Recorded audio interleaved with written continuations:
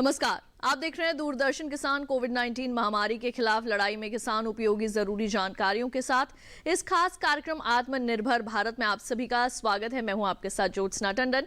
आइए देखते हैं क्या है नया आज के कार्यक्रम में। कृषि एवं किसान कल्याण मंत्रालय ने डिजिटल कृषि को आगे ले जाने के लिए निजी कंपनियों के साथ 5 समझौता ज्ञापन पर किए हस्ताक्षर। उत्तर प्रदेश के युवाओं के लिए एमएसएमई में बनेंगे कई अवसर। यूपी सरकार राज्य के युवाओं को आत्मनिर्भर बनाने के लिए कर रही है प्रेरित। बिजनौर के नगीना जिले में किसान संगोष्ठी एवं प्रशिक्षण कार्यक्रम का आयोजन किया गया। और अब आइए देखते हैं समाचार विस्तार से। प्रधानमंत्री नरेंद्र मोदी जी के नेतृत्व में कृषि क्षेत्र पर फोकस करते हुए किसानों के लिए सुविधाएं लगातार बढ़ाई जा रही हैं। इसी क्रम में केंद्रीय कृषि एवं किसान कल्याण मंत्री नरेंद्र सिंह तोमर ने पायलट प्रोजेक्ट संचालन के लिए 5 कंपनियों के साथ समझौता ज्ञापन पर हस्ताक्षर किए। आइए दिखाते हैं इस पर विस्तार से एक रिपोर्ट।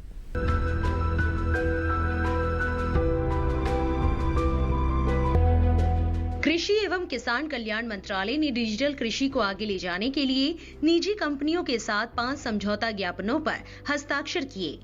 कृषि भवन में समझौता ज्ञापन हस्ताक्षर कार्यक्रम के दौरान कृषि मंत्री नरेंद्र सिंह तोमर ने कहा,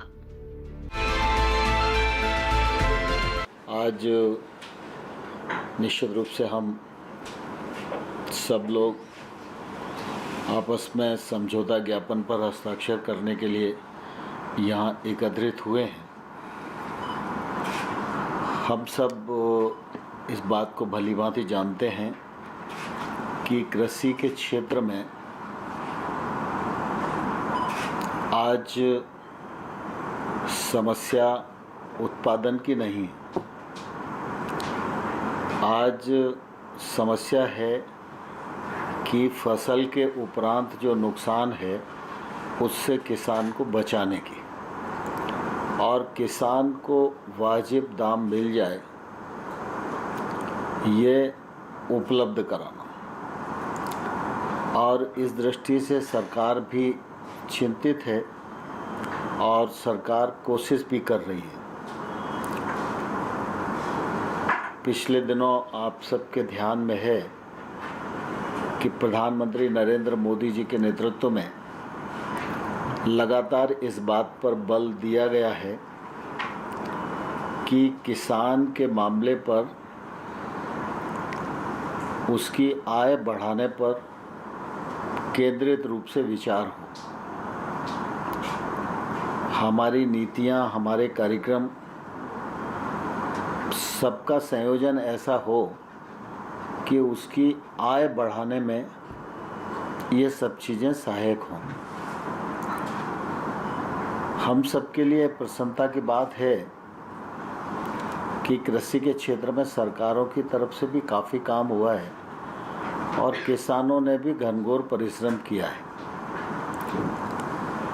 आज खाद्यान्न की दृष्टि से हम देखें, बागवानी की दृष्टि से देखें, बाकी संबद्ध क्षेत्रों में भी देखें जो कृषि से संबंध रखते हैं, हम विश्व में एक अच्छी स्थिति में हैं। कहीं हम पहले पायदान पर खड़े हैं, कहीं हम दूसरे पायदान पर खड़े हैं। आज समस्या उत्पादकता भी बहुत नहीं है, क्योंकि हमारे देश के वैज्ञानिक लगातार हर प्रकार से बीजों पर अनुसंधान करते रहते हैं। सरकार ने artificial intelligence, blockchain, remote sensing और जीआईएस तकनीक, ड्रोन व रोबोट आदि के उपयोग के लिए 2021-25 की अवधि को ध्यान में रखते हुए एक डिजिटल कृषि मिशन की शुरुआत की है। कृषि क्षेत्र में बदलाव के किसी प्रयास में एक इकोसिस्टम से जुड़ी सोच और एक डिजिटल इकोसिस्टम को अपनाने की जरूरत होती है। कृषि मूल्य श्रृंखला फसल चयन से लेकर फसल प्रबंधन और बाजार तक फैली होती है। कृषि में डिजिटलीकरण के महत्व को स्वीकार करते हुए विभाग एक संस्थागत फार्मर्स डाटाबेस तैयार कर रहा है और इस डाटाबेस के इर्द गिर्द विभिन्न सेवाओं को विकसित कर रहा है, जिससे कृषि का एक डिजिटल इकोसिस्टम तैयार किया जा सके। किसानों के संस्थागत डाटाबेस को देश भर के किसानों की जमीनों के रिकॉर्ड के साथ जोड़ा जाएगा। साथ ही विशेष फार्मर आईडी तैयार की जाएगी। इस एकीकृत डाटाबेस के अंतर्गत सभी किसानों के लिए केंद्र व राज्य सरकार के सभी लाभों और विभिन्न योजनाओं के समर्थन से जुड़ी जानकारी रखी जाएगी और ये भविष्य में किसानों को लाभान्वित करने के उद्देश्य से जानकारियां हासिल करने का स्रोत बन सकता है। अभी तक डाटाबेस लगभग 5 करोड़ 5 लाख किसानों के विवरण के साथ तैयार है।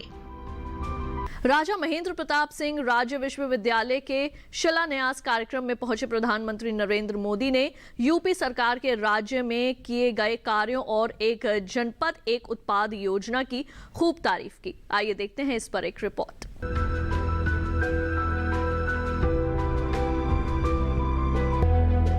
राजा महेंद्र प्रताप सिंह राज्य विश्वविद्यालय के शिलान्यास कार्यक्रम में पहुंचे प्रधानमंत्री नरेंद्र मोदी ने इस अवसर को ऐतिहासिक बताया। अब अलीगढ़ के रक्षा उपकरण भी कल तक जो अलीगढ़ ताले के जरिए घरों की दुकानों की रक्षा करता था, वो 21वीं सदी में ये मेरा अलीगढ़ हिंदुस्तान की सीमाओं की रक्षा करने का काम करेगा।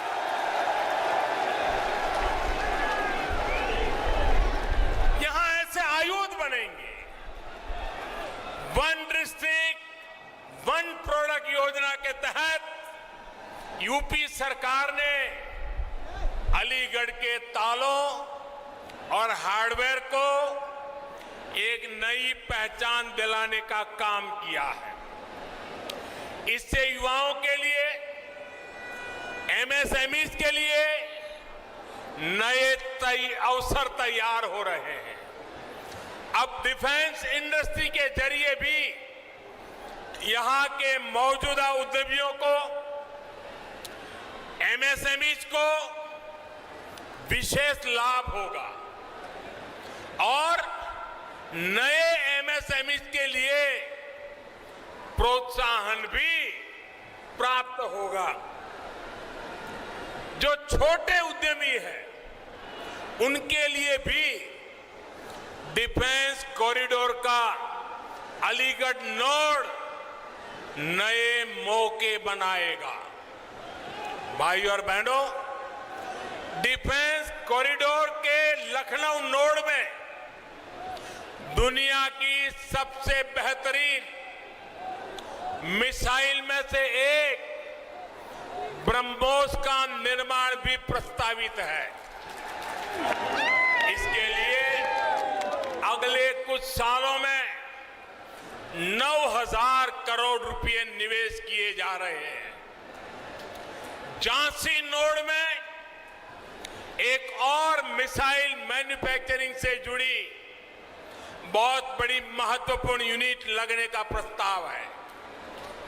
यूपी डिफेंस कॉरिडोर ऐसे ही बड़े निवेश और रोजगार के बहुत बड़े अवसरों को लेकर के आ रहा है। उत्तर प्रदेश सरकार राज्य में एक जनपद एक उत्पाद योजना के जरिए युवाओं को रोजगार के साथ साथ आत्मनिर्भरता की ओर अग्रसर होने का मौका भी दे रही है, जिससे युवाओं को रोजगार के साथ अपना हुनर दिखाने का भी मौका मिल रहा है। एक जनपद एक उत्पाद योजना के तहत उत्तर प्रदेश सरकार ने अलीगढ़ के तालों और हार्डवेयर को एक नई पहचान दिलाने का काम किया है।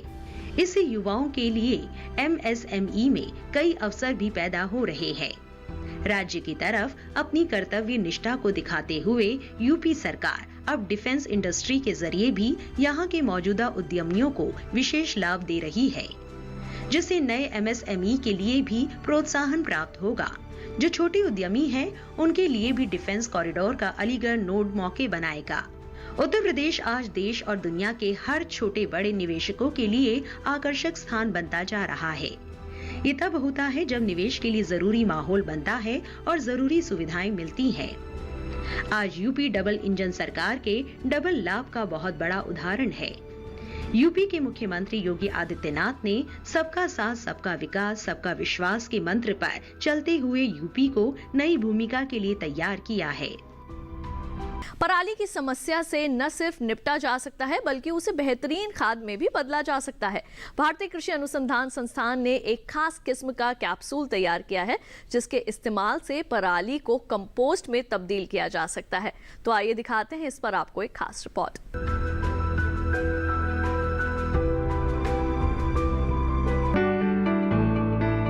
पंजाब, हरियाणा, दिल्ली और पश्चिमी उत्तर प्रदेश में पराली जलाने की घटनाएं ज्यादा होती हैं।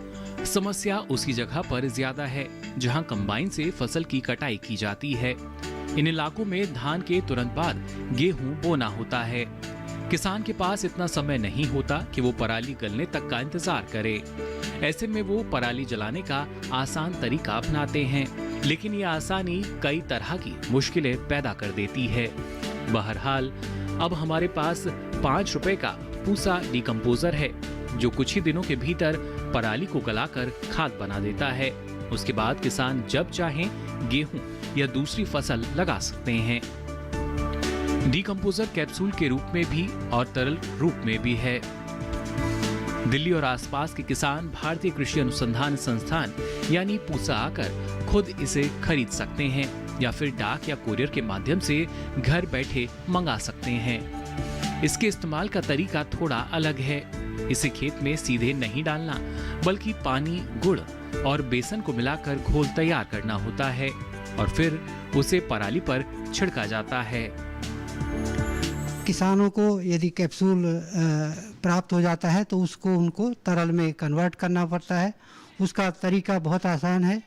तरीका ये है कि पहले उनको 5 लीटर पानी में 150 ग्राम गुड़ को घोलना है। घोलने के बाद उसको पानी को ठीक तरह से अच्छी तरह से उबालना है।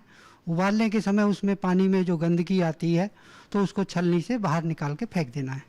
उसके बाद उस पानी को उबालने के बाद ठंडा करना है। ठंडा करने के बाद जब वो गुनगुना हो जाए तो उसमें 50 ग्राम बेसन मिलाना है और उसके साथ साथ 4 कैप्सूल को तोड़कर उसके अंदर डाल देना है और उसको अच्छे तरह से मिला देना है।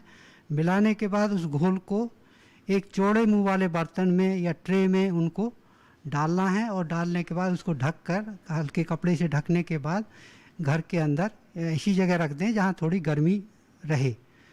उसके बाद क्या होगा, उसके बाद 3-4 दिन के बाद उसमें एक अच्छी ग्रोथ आनी शुरू होगी, मलाई जैसी ग्रोथ आनी शुरू होगी और वो लगातार बढ़ती जाएगी।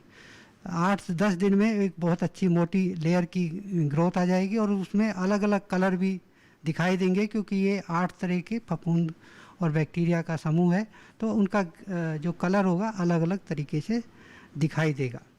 जब अच्छी ग्रोथ आ जाती है, अच्छी मलाई जैसी ग्रोथ आ जाती है तो फिर हाथ से उसको मिला लेते हैं, मगर मिलाते समय हाथ के ऊपर ग्लव्स या पॉलीथीन वगैरह चढ़ा लें और उसके बाद उसको मलाई जो है, ग्रोथ जो है उसको अच्छी तरह से मिला लें और उसके बाद उसको एक बड़े बर्तन में या जार वगैरह में उसको भर के रख लेते हैं।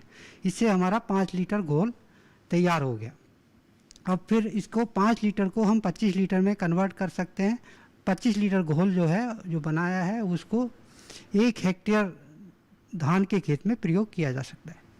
जो भी किसान भाई कैप्सूल डाक से मंगाना चाहें उनके लिए एक नंबर है 8587806977। इस नंबर पर किसान भाई कैप्सूल मंगाने के लिए संपर्क कर सकते हैं, मगर संपर्क करने के लिए वो इस नंबर पर 10 बजे से सुबह 10 बजे से शाम के 4 बजे के बीच संपर्क करें तो उनको गाइड कर दिया जाएगा कि कैसे उनको पैसा भेजना है और कैसे अपना एड्रेस वगैरह भेजना है ताकि उनको जितने कैप्सूल चाहिए वो भेजे जा सके। कंपोस्ट कैप्सूल सिर्फ धान की पराली पर ही असरदार नहीं है बल्कि ईख की पत्ती और इसी तरह के दूसरे फसल अवशेषों को भी जैविक खाद बना देता है। यही वजह है कि पराली प्रबंधन के मामले में वैज्ञानिक इसे मील का पत्थर मानकर चल रहे हैं। समय हो चला है एक छोटे से ब्रेक का। जल्द लौटेंगे वापस अन्य जानकारियों के साथ। आप देखते रहिए दूरदर्शन के साथ।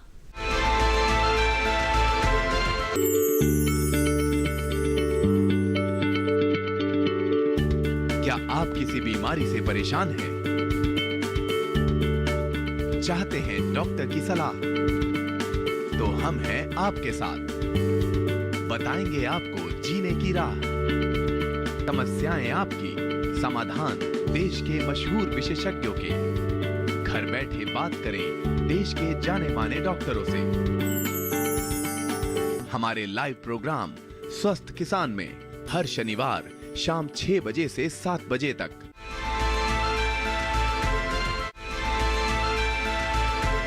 ब्रेक के बाद एक बार फिर आप सभी का स्वागत है। कार्यक्रम में बढ़ते हैं आगे। बिजनौर के नगीना जिले में किसान गोष्ठी एवं प्रशिक्षण कार्यक्रम का आयोजन किया गया। आइए देखते हैं एक खास रिपोर्ट।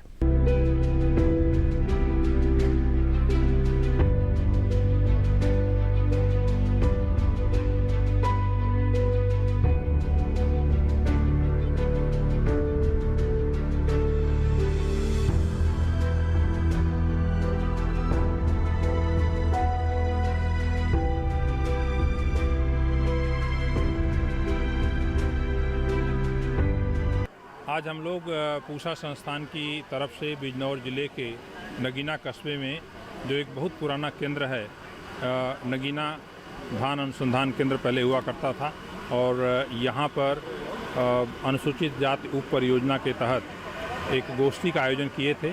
और इसी परियोजना के तहत हम लोगों ने धान की पूसा बासमती 1509 और पूसा बासमती 1121 किस्मों का बीज किसानों को दिया था, जो किसान लगाए हुए हैं।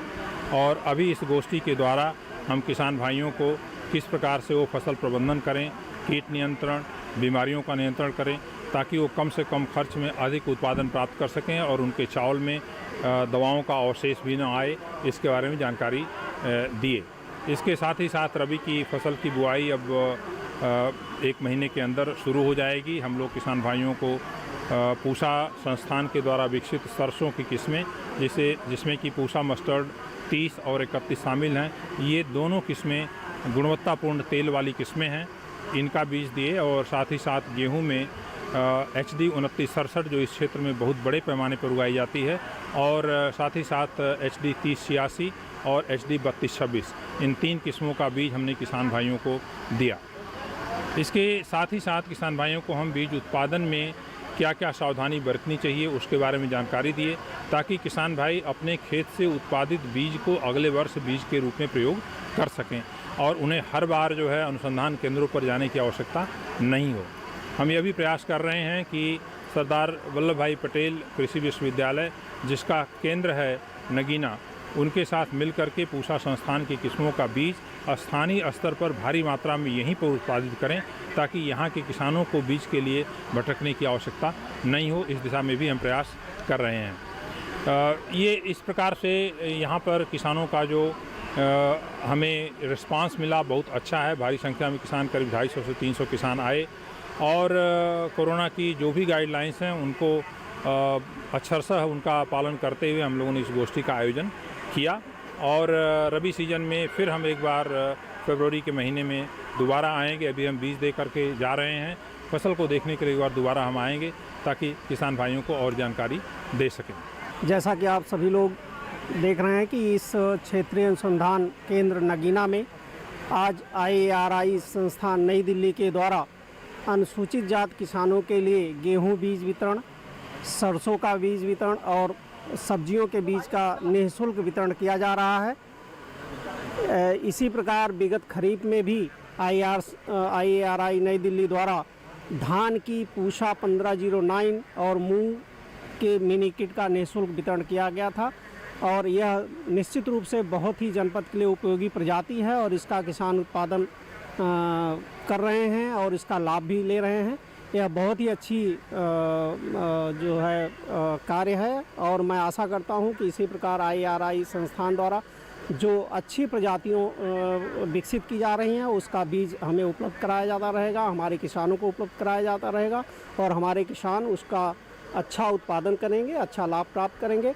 इसी के साथ मैं यह भी अवगत कराना चाहूँगा कि कृषि विभाग के पास 2 प्रक्षेत्र हैं, जिसमें IARI के द्वारा नवीनतम और अच्छे गुणवत्ता का ब्रीडर सीड उपलब्ध कराया जाता है, और जिसका सीड प्रोडक्शन प्रक्षेत्रों पर कराया जाता है, और उसका जो बीज उत्पादित होता है उसको जनपद में ही पैकिंग करा करके किसानों के बीच अनुदान पर वितरित किया जाता है, जिससे हमारे किसान निश्चित ही चाहे गेहूं का प्रोडक्शन हो, चाहे धान का हो या सरसों का प्रोडक्शन हो, उसमें अच्छी तरह से परफॉर्म कर रहे हैं।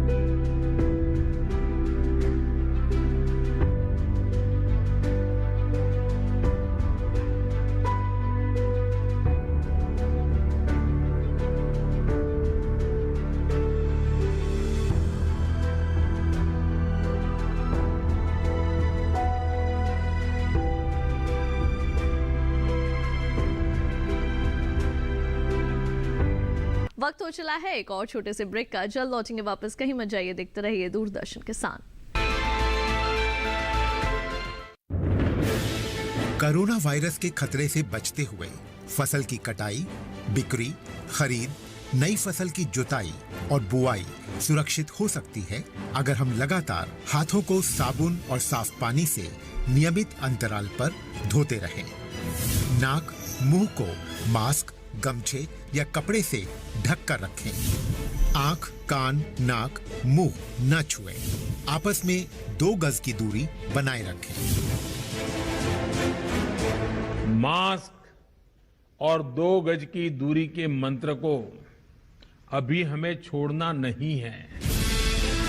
फसलों की बुवाई एवं कटाई करते समय आपस में कम से कम 2 गज की दूरी बनाए रखें।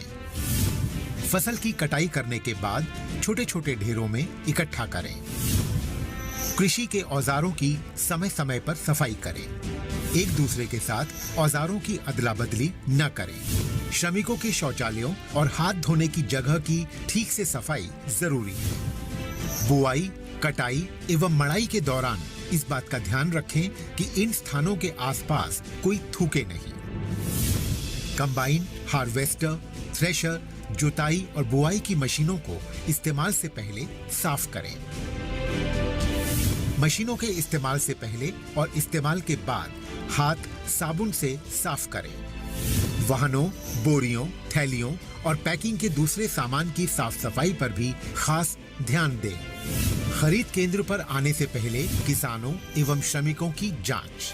खरीद केंद्रों पर भीड़ न लगाएं एवं किसानों को बारी बारी से बुलाएं। गोदामों पर खरीदी हुई फसल को लेने में शीघ्रता करें ताकि किसानों एवं श्रमिकों को रुकना ना पड़े। कोरोना के खतरे से बचाव और अधिक जानकारी के लिए आरोग्य सेतु ऐप डाउनलोड करें। देश में खाद्य सुरक्षा के ये सिपाही भोजन की निरंतर उपलब्धता को सुनिश्चित करते हैं। किसान स्वस्थ रहें, तभी हम कोरोना वायरस से जीत पाएंगे, आगे बढ़ पाएंगे। किसान सबल, देश प्रबल।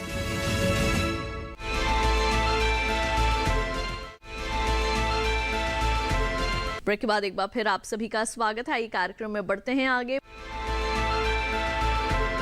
खेतों में रसायनों के लगातार और अंधाधुंध इस्तेमाल ने कई समस्याएं पैदा की हैं। इससे न सिर्फ फसलों में जहर घुल रहा है, बल्कि मिट्टी, पानी और हवा में भी प्रदूषण फैल रहा है। यही वजह है कि सरकार जैविक खेती को प्रोत्साहित कर रही है। आइए जानते हैं इसके बारे में विस्तार से।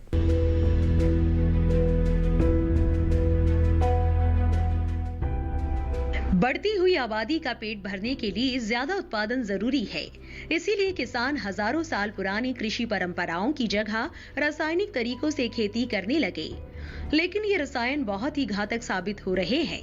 इनसे मिट्टी की उपजाऊ शक्ति घट रही है और फसलों में जहर घुल रहा है। सिंचाई और बरसात के पानी के साथ ये रसायन भूजल में मिल जाते हैं, जिससे वो भी प्रदूषित होता जा रहा है। जहरीले फल और सब्जियां मानव शरीर में कई तरह की बीमारियां पैदा कर रही है। यही कारण है कि दुनिया भर में इन रसायनों के खिलाफ अब माहौल बनने लगा है और जैविक खेती बेहतर विकल्प बनकर सामने आई है। खेती की ये ऐसी विधि है जिसमें रसायनों के बगैर भी बेहतरीन उपज हासिल की जा सकती है। इसमें NADEP, vermicompost, biogas slurry, हरी खाद, गोबर की खाद, मुर्गी की खाद और जैव उर्वरकों का इस्तेमाल किया जाता है। जबकि कीटों और बीमारियों से बचाव के लिए गौमूत्र, नीम की पत्ती का घोल या निम्बोली या फिर नीम खली उपयोग में आती है। इसके अलावा मट्ठा, मिर्च और लकड़ी की राख भी कीटों और बीमारियों से बचने में मददगार है। प्राकृतिक खाद और कीटनाशकों की वजह से खेत की मिट्टी में सुधार होता है और लोगों को शुद्ध फसलें मिलती है। कम सिंचाई की जरूरत होती है, पर्यावरण सुरक्षित रहता है और लागत में कमी आती है। भारत में खेती के साथ साथ पशुपालन भी होता रहा है। हमारे किसान हजारों साल से खेतों में प्राकृतिक खाद का इस्तेमाल करते आ रहे हैं। यही वजह है कि जैविक खेती उनके लिए कोई नई बात नहीं है। लोगों में भी अब स्वास्थ्य के प्रति जागरूकता बढ़ रही है और वो जहरीले पदार्थों से मुक्त फल, अनाज और सब्जियों को पसंद करने लगे हैं। ऐसे में धीरे धीरे ही सही जैविक खेती रफ्तार पकड़ रही है। खास तौर से कोविड-19 के दौरान जब लोगों को प्रतिरोधक क्षमता की अहमियत का अंदाजा हुआ तो जैविक उत्पादों की मांग बढ़ गई। पूर्वोत्तर राज्यों में जैविक खेती पर सरकार काफी ध्यान दे रही है। 2015 में केंद्र सरकार ने इस क्षेत्र में जैविक खेती के वाणिज्यिक विकास के लिए एक योजना शुरू की। इसे पूर्वोत्तर क्षेत्र के लिए mission organic value chain development यानी MOVC-DNER कहा गया। ये योजना 134 करोड़ रुपए के औसत वार्षिक आवंटन के साथ शुरू हुई थी और पिछले 5 साल के दौरान इसने 74,880 हेक्टेयर क्षेत्र को कवर किया है। केंद्र सरकार पारंपरिक जैविक क्षेत्रों को प्रमाणित करने का भी काम कर रही है। इससे किसानों की जैविक फसलें या उत्पादों की सीधे बाजार तक पहुंच हो जाएगी। अंडमान निकोबार द्वीप समूह को प्रमाणित किया जा चुका है। अब बारी हिमाचल, उत्तराखंड, उत्तर पूर्वी राज्यों, झारखंड और छत्तीसगढ़ के आदिवासी बेल्ट, राजस्थान के रेगिस्तानी जिलों की है। ये रासायनिक वस्तुओं के उपयोग से मुक्त क्षेत्र है और इनमें जैविक प्रमाणन की ज्यादा संभावनाएं मौजूद हैं। इसके अलावा अलग अलग किसानों को प्रमाणित जैविक श्रेणी में लाने के लिए जैविक प्रमाणीकरण सहायता योजना शुरू की है। ये काम परंपरागत कृषि योजना के तहत हो रहा है। भारत में अब 30 लाख हेक्टेयर से अधिक क्षेत्र जैविक प्रमाणीकरण के तहत पंजीकृत है और धीरे धीरे ज्यादा से ज्यादा किसान इस मुहिम में शामिल हो रहे हैं। भारतीय कृषि अनुसंधान संस्थान पूसा नई दिल्ली में उन्नत कृषि प्रथाएं और फसलोत्तर प्रबंधन पर 7 दिवसीय कृषि प्रशिक्षण कार्यक्रम का आयोजन किया गया और इसमें राजस्थान के अजमेर जिले के किसानों ने बढ़ चढ़कर हिस्सा लिया। भारतीय अनुसंधान संस्थान पूसा नई दिल्ली में एक ट्रेनिंग का आयोजन किया जा रहा है। इस ट्रेनिंग का आयोजन अजमेर के किसानों के लिए किया जा रहा है और अजमेर एक ऐसी जगह है जो खेती-बाड़ी की वजह से बहुत एक विशेष स्थान रखती है। एक तो यहाँ पे मसाले वाली फसलें बहुत होती हैं।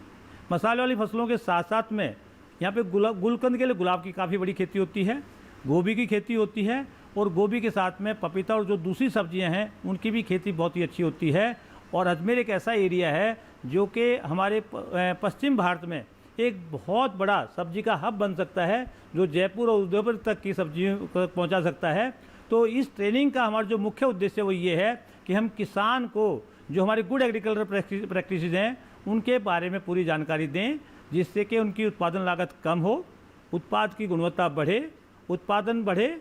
उत्पादन बढ़ने के साथ साथ में जो किसान ने बहुत अच्छा उत्पाद पैदा किया है उसका विपणन कैसे करना है, उसमें मूल्य संवर्धन कैसे करना है और किस प्रकार से बाजार में उसको प्रस्तुत करना है, जिससे कि किसान की आय दुगनी हो सके और जो सरकार का सपना है वो साकार हो सके। तो आज के आत्मनिर्भर भारत खबर खेती कार्यक्रम में बस इतना ही। हमारे इस कार्यक्रम को देखने के लिए आपको सिर्फ एक QR कोड को स्कैन करना है या फिर दूरदर्शन किसान के YouTube चैनल पर भी आप आत्मनिर्भर भारत के सभी प्रसारित कार्यक्रम दोबारा देखकर कृषि और ग्रामीण क्षेत्र से जुड़ी नई नई जानकारियां प्राप्त कर सकते हैं। तो फिलहाल के लिए दीजिए इजाजत। आप देखते रहिए दूरदर्शन किसान। नमस्कार।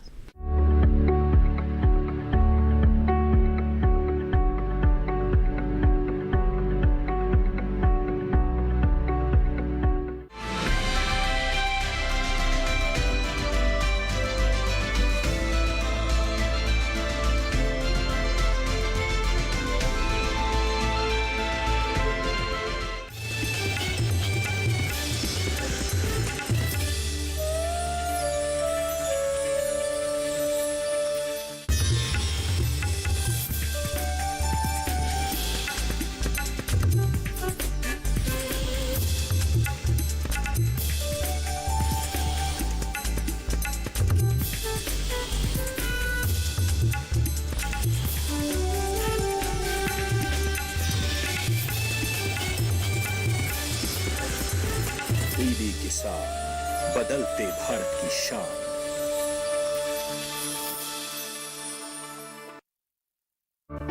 मौसम खबर के प्रायोजक थे agriculture insurance company of India limited. संपन्न भारत की पहचान, बीमित फसल, खुशहाल किसान।